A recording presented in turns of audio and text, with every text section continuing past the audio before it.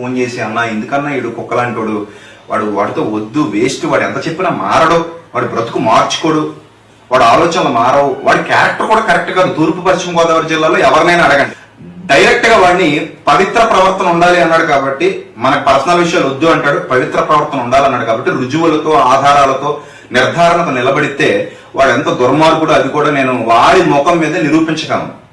ఏమండి, ఎక్కడ వాడి క్యారెక్టర్ గురించి మంచి సాక్ష్యం లేదండి. వాడి క్యారెక్టర్ కరెక్ట్ కాదు, అసలు వాడికి బైబిల్ పట్టుకునే అర్హత లేదండి. నా గురించి అది చెడ్డగా వాగాడు నోటుకొచ్చినట్టు. ఒకవేళ అదే అయితే డిబేట్ లో అవి కూడా మాట్లాడుకుందాం అంటే కనుక కథలుగా వాడి మీద వినబడుతున్నామని నిజాలు అని సాక్ష్యాధారాలతో సహా నిరూపించి వాడి పిల్లలతోనే సాక్షి ఇప్పించగలిగే క్యాపబిలిటీ నా దగ్గర ఉంది. అన్నవరం దగ్గర సింగవరం ఒక ఊరుందండి. అక్కడ సుమారు ఒక 5-6 మంది పిల్లలు నా దగ్గరకు వస్తారు ఇక్కడికి వాక్యం నేర్చుకోవడానికి. వాళ్ళతో కూడా చెప్పిస్తానండి అక్కడ ఏం జరిగిందో ఒక పాస్టర్ ఇంట్లో అద్దెకి తీసుకుని ఎక్కడ ఎవరితో ఉండేవాడు, అక్కడ ఏమేమి కార్యాలు వెలగబెట్టాడు, అవన్నీ కూడా పిల్లలతో చెప్పిస్తాను నేను. యూత్ ఉన్నారు అక్కడ.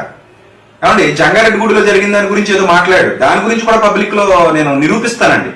దాని గురించి కూడా ఇక నన్ను తాగుబోతున్నారు వీళ్ళు ఏదో అన్నాడని చెప్పాడు. 2012లో ప్రిన్సిపల్స్ కోఆర్డినేటర్స్ మీటింగ్స్ జరుగుతుంటే సాక్షాత్తు సుందరరావు గారు ఈయన నిలబెట్టి, జాన్ ప్రసాద్ గారు కూడా పక్కన ఉన్నప్పుడు ఈయన నిలబెట్టి, ఈ మధ్య మందు కొడుతున్నావు తెలిసింది, మొహం బాగా ఉబ్బిపోయింది, బాగా తాగుతున్నావట కదా అని అన్నారు.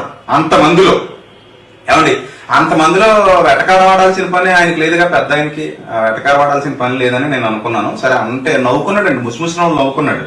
కాబట్టి తాగుబోతున్నది ఎవరో కాదు, సుందరరావు గారే అన్నాడు 2012లో. కాకపోతే ప్రిన్సిపల్స్ అడగండి, కోఆర్డినేటర్స్ అడగండి, నేను చెప్పేది అబద్ధమేమో. ఆయనే అన్నాడండి 2012లో. అప్పటికి ఇంకా సునీల్ గారు ఉన్నాడు, వంశీ గారు ఉన్నాడు, ఎవరో వెళ్ళిపోలేదు. 2012 అండి, 2012 సెమినార్. కాబట్టి అలాంటి పరిస్థితిలో వీడుండి ఇప్పుడు ఏదో నన్ను అనేశారు, నా క్యారెక్టర్ని బ్యాడ్ చేసేస్తున్నారు, నన్ను అలా అనేస్తున్నారు, ఇలా అనేస్తున్నారు అని చెప్పుకుంటాడు.